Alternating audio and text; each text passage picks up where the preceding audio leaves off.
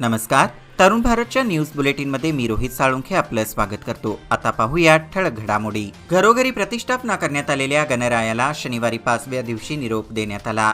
गणेश विसर्जनासाठी railway bridge येथील जक्किनहोंड तलावाजवळ भाविकांची गर्दी झाली होती. यापूर्वी 1.5 दिवसाच्या गणरायाला भावपूर्ण निरोप देण्यात आला आहे.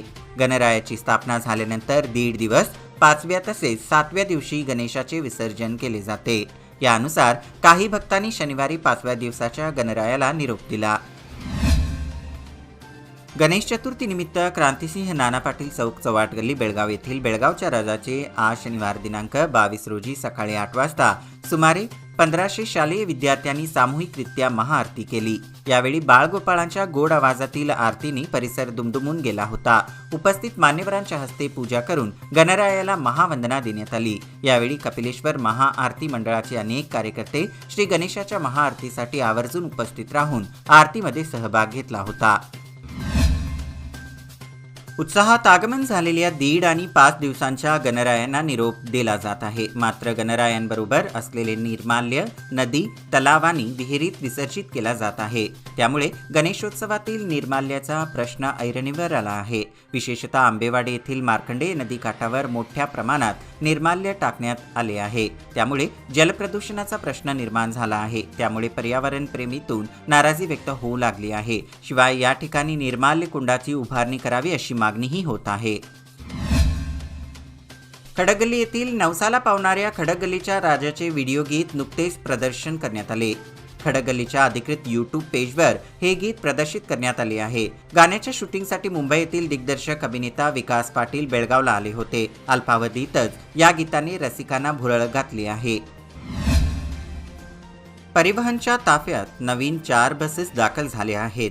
त्यामुळे परिवहनचा डोलारा काहीसा सुरळीत होणार आहे. शक्ती योजनेमुळे प्रवाशांच्या संख्येत प्रचंड प्रमाणात वाढ झाली आहे. त्यामुळे आता नवीन बसेस दाखल झाल्याने काहीसा ताण कमी होणार आहे. विशेषतः आंतरराज्य मार्गावर या बसेस धावणार आहेत.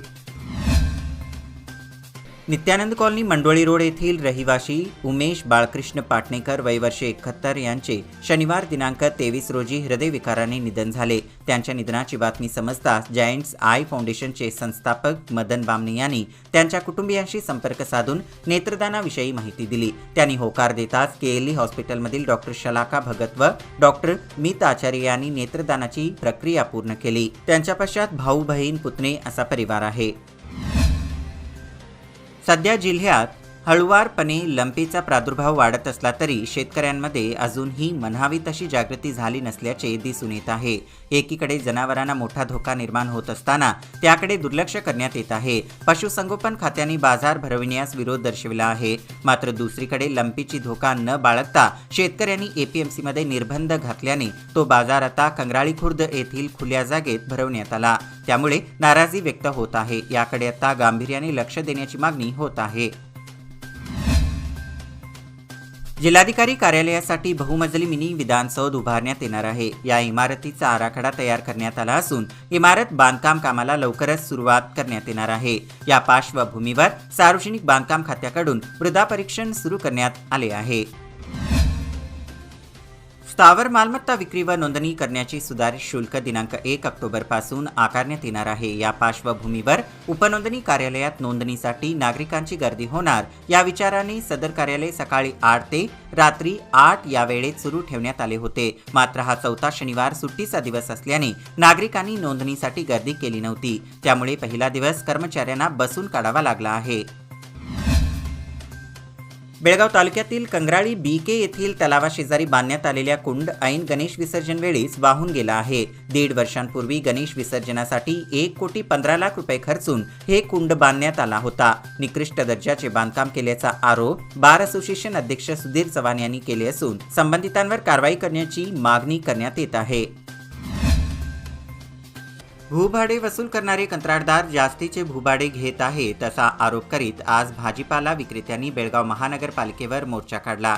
महानगरपालिकेकडून रस्त्यावर भाजी विकणाऱ्या विक्रेत्यांकडून प्रतिदिन 10 रुपये व फेरीवाल्यांकडून 50 रुपये भाडे घ्यावे असा नियम असताना जास्तीचे पैसे त्यांच्याकडून उकळले जाते. याचा जाब विचारल्यास दादागिरी दमदाटीला विक्रेत्यांना तोंड द्यावे लागत आहे. त्यामुळे अधिक भाडे आकारणाऱ्या कंत्राटदारावर त्वरित कारवाई करावी असे निवेदनात म्हटले आहे. टिळकवाडी येथील लेले ग्राउंड परिसरात विद्युत वाहिन्या खुल्या ठेवण्यात आल्या आहेत. या परिसरात दररोज शेकडो विद्यार्थी खेळण्यासाठी येतात. या विद्यार्थ्यांना विद्युत वाहिन्यांचा धोका निर्माण झाला आहे.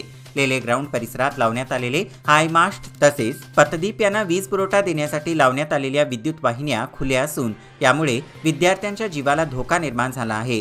त्यामुळे विद्युत वाहिन्यांची दुरुस्ती करण्याची मागणी केली जात आहे. माजी नगरसेवक विनायक गोपाळ गुंजटकर यांच्या पुढाकाराने यंदा अनगोळ परिसरात फिरते निर्माल्य कुंड हा स्तुत्य उपक्रम राबवण्यात येत आहे. गेल्या 9 वर्षांपासून श्री गणेश विसर्जनाच्या वेळी घरोघरी जाऊन निर्माल्य गोळा करण्याचे कार्य केले जात आहे. त्यांच्या या स्तुत्य समाजकार्याचे सर्वत्र कौतुक होत आहे.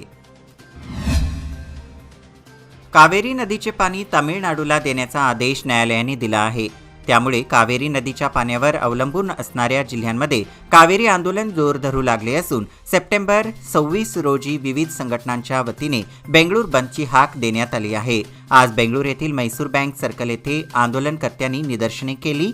याला कर्नाटक राज्य भाजप नेत्यांनी पाठिंबा दर्शविला आहे. याबरोबरच हे बुलेटिन इथेच संपलं. अधिक माहिती आणि ताज्या घडामोडींकरिता पाहत रहा तरुण भारत न्यूज चॅनल.